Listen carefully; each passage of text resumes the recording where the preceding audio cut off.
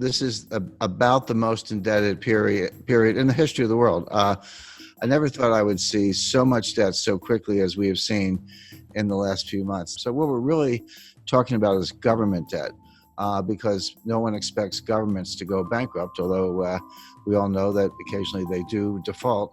We've seen many cases of that, but certainly not the United States or the UK or Spain or France. No one expects any of those countries to default anytime soon.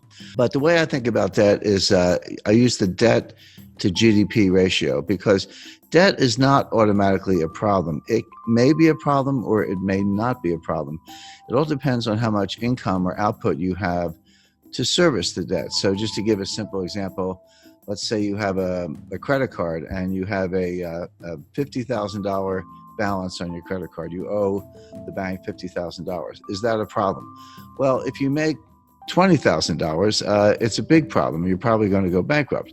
But if you make $200,000, you could probably, write a check and pay it off. So the answer as to whether the debt is a problem or not can only be thought about in relation to your income. And so I use the debt to GDP ratio. I say, how much debt does a country have? How much debt is outstanding? And how big is their GDP?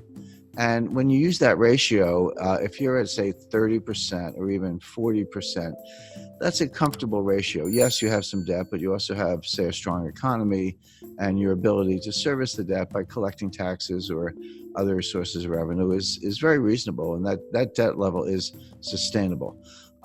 But when you get up to 60% happens to be the level under the Maastricht Treaty, where the members of the European Union are not supposed to have debt in excess of 60% of their GDP. Now, many of them do. I'm not saying this is a hard and fast rule, but that's where Angela Merkel gets a little bit upset when you're above 60%. And Spain and France and some other, Italy certainly are above that threshold. But there's another threshold that's important, which is 90%. And 90% comes out of the research of Ken Rogoff and Carmen Reinhart.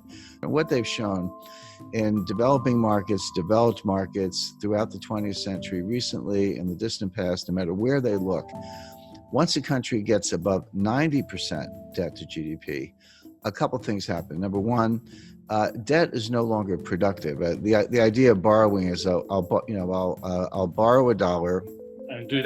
I'm going to do something with that money. Huh? Yeah, I'll borrow the $1, I'll spend the $1, but I'll get $1.20 of GDP because, I'll spend it on something, but then the recipient, he'll spend it, and then someone else will spend it. And by what's called velocity, or the turnover of money, you'll actually get more than you borrow. That's Keynesian economics, very simplified version of it. But what Rogoff and Reinhart have shown is once you get past 90%, that's no longer true. You borrow $1 and you spend $1, but you might only get 90 cents or 80 cents of GDP. In other words, you reach a point where you cannot borrow your way out of debt. You cannot borrow your way to get enough productivity to get out of debt. And then you're sort of in a doom loop or a death spiral. Well, I mentioned 30% is comfortable, 60% is a problem in Europe, 90% is this critical threshold. The United States today is at 106%. But we are very rapidly moving to 120%. When you take the additional $5 trillion of new deficit spending that the Congress has approved and put that on top, and bear in mind, the GDP has gone down, right? So your denominator is shrinking, your numerator is going up, which means the fraction is going up, and now the debt is well in excess of 100%. It's actually coming into 120%. So all of a sudden, the United States starts to look like Italy, or for that matter, Lebanon or Japan, which is the highest of all. Now, the modern monetary theorists, MMT, modern monetary theory, whom I completely disagree with. I know a lot of them. I know Stephanie Kelton. She's a big brain. She's one of the thought leaders. She has a new book coming out. They say, so what? They say it doesn't matter. That you can take your debt to GDP ratio to not only 100%, but 200%, or in theory, even 300%. It just doesn't matter for two reasons. Number one, you can always print the money to pay off the debt. By the way, everything I'm talking about does not apply if you're borrowing in a different currency. If you're Argentina and you print pesos, but you're borrowing in dollars, that's a problem because you can't print dollars. But of course, the United States can print dollars. The ECB can print euros. Bank of Japan can print yen. And if that's the currency of your debt, just print up the money. What's the problem? And they have other solutions. If inflation starts to take off, just raise taxes. I'm not so sure about that. You've borrowed yourself into oblivion. You get inflation, and you think you can tax your way out of it. That doesn't sound like a very good way to go. But the bottom line is that all the countries, starting with the United States, but all the major developed countries, are now in these sky high and rising debt to GDP ratios. Now the question is, what's going to happen next? Interest rates are extremely low. The central banks have made them low. So the debt service is not that great. The debt is huge, but if you're only paying, a fraction of 1%, it's not as if you're incurring a lot of interest expense, which of course adds to the deficit. So that's the first thing. We don't have inflation. People who say that, the money printing that the central banks are doing to buy the debt, which they are, is inflationary. That's not true. That's a kind of gross misunderstanding, comes out of Milton Friedman, et cetera. It's not true. What does cause inflation is velocity, which is the turnover of money. People lose confidence in money, and they spend it, and someone else gets it and they spend it. Everyone's spending it because they want to run into hard assets, land, gold, silver, fine art, real estate, et cetera, or just buy a car because they think the price is going up, or a refrigerator, whatever it is. If you get that kind of velocity, inflation can happen very quickly. And we saw this in the late 1970s. So the real warning is not that any of these countries are going to default on their debt. They're not going to default on their debt because they can print the money. The danger is inflation. Now, if you said, do I see inflation right now? Absolutely not. We're going to see deflation, which is a different kind of danger. Deflation causes debt defaults because Japan has been trapped into that for 30 years. Yeah, and Japan's been in a depression, in my view, since 1990. My view, the U.S. has been in a depression since 2007. We're in our second lost decade. Japan's entering their fourth lost decade. But it's as if all the countries in the world are getting more and more like Japan.